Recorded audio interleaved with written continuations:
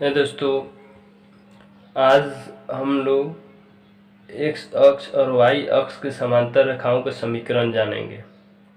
सबसे पहले कुछ पॉइंट्स जो हम लोग पढ़े थे, पॉइंट प्लॉटिंग जो हम लोग पढ़ चुके थे। पॉइंट प्लॉटिंग कैसे इस पर प्लॉट किया जाता है, और ये जो एक इक्वेशन इन टू वेरिएबल, ये टू वेरिएबल में एक इक्वेशन है ना, ये दो चर वाले रैखिक समीकरण का भी हम लोग ग्राफ खींच लिए, इस पे प्लॉट किए थे। ग्राफ क्या आ रहा था जी? एक लाइन आ रहा था, इसीलिए इस इक्वेशन को लीनियर इक्वेशन बोलते थे। ठीक है, अब हम लोग देखेंगे एक्स अक्ष तथा वाई अक्ष के समांतर जो रेखा प्लॉट हो रहा है, इसका इक्वेशन। अब हम इक्वेशन सीखेंगे। ये जो इक्वेशन है, ये किसी रेखा का इक्वेशन होता था ना जी। इसको प्लॉट करते थे, इस पे प्लॉट करते थे तो एक रेखा बनता था। तो अब एक रेखा जो प्लॉट हुआ है, उसके इक्वेशन को हम लोग समझेंगे। यानी कि जनरली तौर पे हम लोग एक्स अक्ष और वाई अक्ष के समांतर कोई रेखा प्लॉट किया होगा, उसका इक्वेशन देखेंगे, और प्लस एक्स अक्ष और वाई अक्ष का भी इक्वेशन देखेंगे। ठीक है, देखिए एक चर वाले समीकरण क्या होते हैं, ये ऐसे इस रूप में होता है ना जी। इसको अगर प्लॉट करना हो तो हम इसको सिर्फ एक संख्या रेखा पे प्लॉट कर सकते हैं। जब ये इक्वेशन एक चर वाले इक्वेशन के रूप में हो, तो एक चर के फॉर्म में हो, तो वन वेरिएबल के फॉर्म। देखिए, एक चर वाले रैखिक समीकरण जब इस फॉर्म में होगा, ये समीकरण जो एक चर में है, ये इस फॉर्म में होगा, तो इसको संख्या रेखा पे प्रदर्शित कर सकते हैं एक पॉइंट के फॉर्म में। x इक्वल टू 2 यहाँ होगा, x equal to 2, x equal to 4 यहाँ होगा पॉजिटिव, x इक्वल टू -2 यहाँ होगा, ये होगा x इक्वल टू -2। लेकिन जब इसी को x इक्वल टू 2 को हम लोग इसको बदलेंगे, इसको चेंज करेंगे, जनरल फॉर्म ऑफ दो चर वाले रैखिक समीकरण के रूप में बदलेंगे। कैसे बदलते हैं जी? इसको क्या लिख सकते हैं हम लोग? x - 2 इक्वल टू 0 लिख सकते हैं ना। इसको क्या लिख सकते हैं? x - 2 into x minus 0 into y, और -2 लिख सकते हैं ना, बराबर 0। तो ये दो चर वाले रैखिक समीकरण हो गया कि नहीं? इसके फॉर्म में चेंज हो गया और इसका मान यही आ जाएगा। अब ऐसे इक्वेशन को हम लोग जब ग्राफ निकालते हैं, ग्राफ प्लॉट करते हैं, तो क्या आता है जी? वह एक रेखा होगा, आता है। ठीक है, तो दो चर वाले रैखिक समीकरण के फॉर्म में बदल के जब इसका ग्राफ खींचेंगे, यही इक्वेशन को, तो वो एक रेखा आएगा, और इसी एक चर वाले रैखिक समीकरण के फॉर्म में, एक चर वाले समीकरण के फॉर्म में रखेंगे, तो वो एक पॉइंट प्लॉट होगा ये संख्या रेखा पर।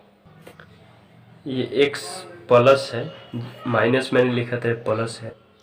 आइए अब इस इक्वेशन को हम लोग x प्लस 0y -2 था, इधर गया 2 हो गया, इसको हम लोग प्लॉट करते हैं। ठीक है, ये इक्वेशन यही है, इसको हम लोग दो चर वाले समीकरण में बदल दिए हैं।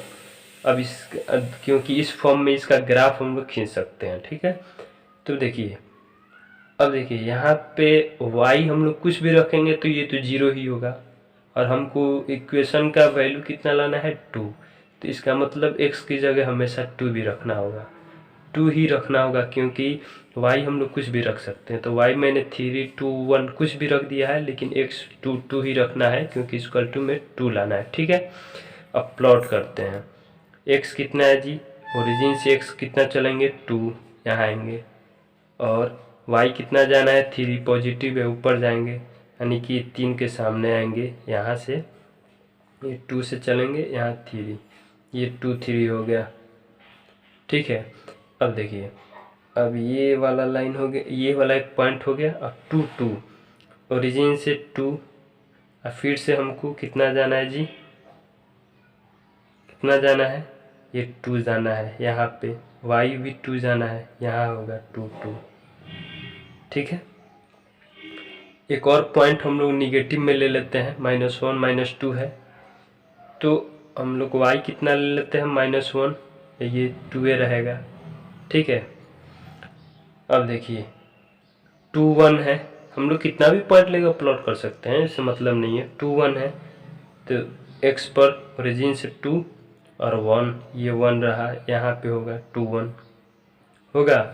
अब देखिए 2 -1, x कितना जाना है 2, ओरिजिन से 2 पर आए, y कितना जाना है -1, यानी अब नीचे जाना है, इधर नीचे आना है, तो नीचे -1 के सामने तक आएंगे, यहाँ ये पॉइंट यहाँ होगा 2 -1।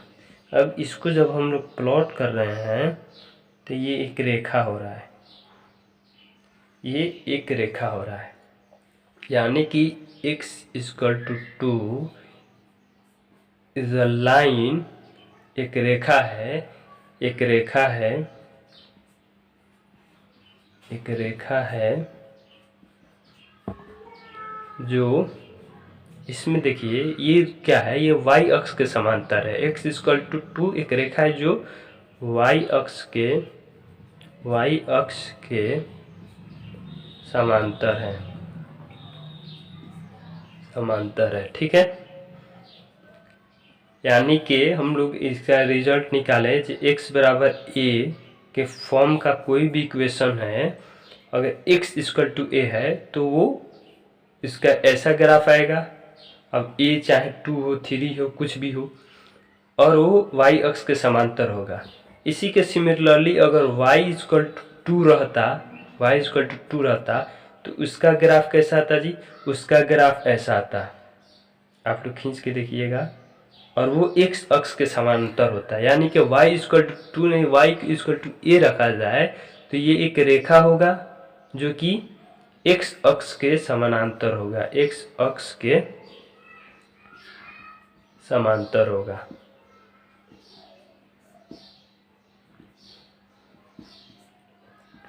और इसका जनरली हम लोग ऐसे फॉर्म में लाकर आपको समझाए हैं। इसको अगर जनरली दिया होगा, ऐसे दिया होगा कि x = 2 या y = 4, इसको ग्राफ पे दर्शाइए। ये इसको हम लोग तो ग्राफ पे दर्शा सकते हैं ना, अभी समझे हैं। तो इसको कैसे दर्शाएंगे जी, 1 2 3 4, ये -1 -2 -3 जाएगा, ये 1 2 और नीचे -1 और -2 होगा, ये ओरिजिन होगा। तो इसको डायरेक्ट सीखिए कैसे हम लोग प्लॉट कर देंगे, ठीक है। x = 2 दिया हुआ है, x = 2, ओरिजिन से x पर 2 जाएंगे और ये 2 के सामने ऐसे एक रेखा खींच देंगे, यही x = 2 का इक्वेशन ग्राफ होगा, ठीक है। y = 4 दिया है तो y पर 4 पॉजिटिव है, यानी ऊपर 3 और ये 4, तो ये 4 ऐसे हम लोग एक लाइन खींच देंगे, ये y = 4 का लाइन होगा। ये डायरेक्ट हम आपको बताए हैं, ठीक है। अब चलिए दो इम्पोर्टेंट बात, x अक्ष का समीकरण क्या होता है, x अक्ष का समीकरण होता है y = 0, क्योंकि x अक्ष पे y हमेशा 0 होता है। y अक्ष का समीकरण क्या होता है जी, x = 0, क्योंकि y अक्ष पे x 0 होता है। ये पॉइंट आप लोग ध्यान रखिएगा। देखिए क्वेश्चन दिया हुआ है, एक चर वाले ये समीकरण दिया y = 3 का ज्यामितीय निरूपण करना है, यानी एक चर वाले समीकरण के रूप में ये समीकरण दिया हुआ है, ये एक चर में है ही, तो एक चर वाले समीकरण के रूप में हम लोग कैसे कर सकते थे जी, इसको ऐसे एक पॉइंट पर हम लोग दर्शा देते थे, ठीक है। और जब दो चर और दिया है, दो चर वाले तो इसको दो चर में बना देंगे। जैसे y = 3 हम लोग x = 2 को हम लोग ऐसे फॉर्म में लिखे थे ना जी, इस फॉर्म में, तो इसको भी फॉर्म में लिख लीजिएगा, y = 3 यानी y - 3 = 0, और क्या हो जाएगा जी, 0 × x + y - 3 = 0, ये फॉर्म में हो जाएगा। अब इसका ग्राफ खींच लीजिएगा, और ऐसा ग्राफ जो मैंने x=2 का बनाकर इस फॉर्म में लाकर ग्राफ खींचा था वैसे ही, ठीक है, तो उसका आंसर हो जाएगा।